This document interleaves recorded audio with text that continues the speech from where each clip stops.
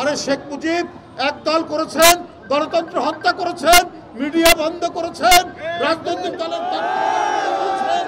জামাতে ইসলামের ছাত্র সংগঠন ছাত্রদলকে বলে যে আমরা ছাত্রদলের মধ্যে নিষিদ্ধ ছাত্রলীগের প্রতিচ্ছবি দিচ্ছি।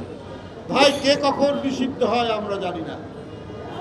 এখন ছাত্রলীগ নিষিদ্ধ কিনা আমরা জানি না। ছাত্র শিবিরকেও নিষিদ্ধ হতে দেখেছি এক সময়। কিন্তু আমরা যে এটাও জানি, ছাত্র শিবিরের অনেক এখন যারা নেতা তারা ছাত্রলীগের মধ্যে অবস্থান করে ছাত্রলীগের অনেক পদ পদবি পেয়েছেন। অনেকে ছাত্র শিবিরকে বলে গুপ্ত ছাত্রলীগ। এর উত্তর কি করে দেবেন? এর তো অনেক প্রমাণ, অনেক নাম, অনেক তালিকা আমাদের কাছে আছে। অবান্তর কথা কেন আপনারা বলছেন?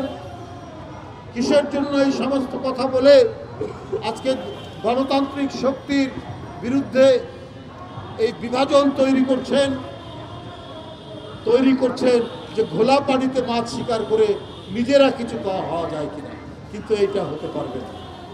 বলছেন যে বিএনপিও তো কিংস পার্টি, জিয়াউর রহমান ক্ষমতায় থেকে এই দল করেছে। তাহলে কি করতে হতো? জিয়াউর রহমান ক্ষমতাসীন হয়ে আবার বাকশাল তৈরি করতে হতো, আওয়ামী লীগকে ডেকে আনতে হতো। এছাড়া তো আর কোনো গণতন্ত্র দেখছি না। আরে শেখ মুজিব একদল করেছেন, গণতন্ত্র হত্যা করেছেন, মিডিয়া বন্ধ করেছেন, রাজনৈতিক দলের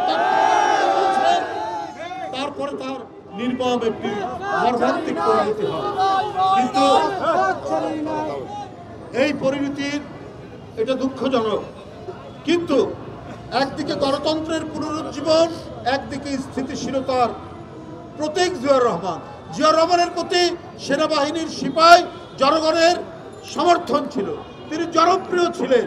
তিনি রাজনৈতিক দল গঠন করেছেন গণতন্ত্রকে শক্তিশালী করার জন্য, দেশকে উন্নত করার জন্য। তাই জিয়াউর রহমানের সাথে আপনারা মেলান। আরে জিয়াউর রহমান যদি গণতন্ত্রের প্রথম বিপ্লবী অগ্রসৈনিক হয়ে থাকেন, সেটা জিয়াউর রহমান। যদি বহুদলীয় গণতন্ত্র যদি প্রকৃত গণতন্ত্র হয়, ওই প্রকৃত গণতন্ত্রের জনক জিয়াউর রহমান। স্বাধীনভাবে সংবাদপত্র পাঠ করা যদি গণতন্ত্রের অপরিহার্য শর্ত হয়, তাহলে সেই শর্তের মহানায়ক জিয়াউর রহমান পূরণ করেছেন।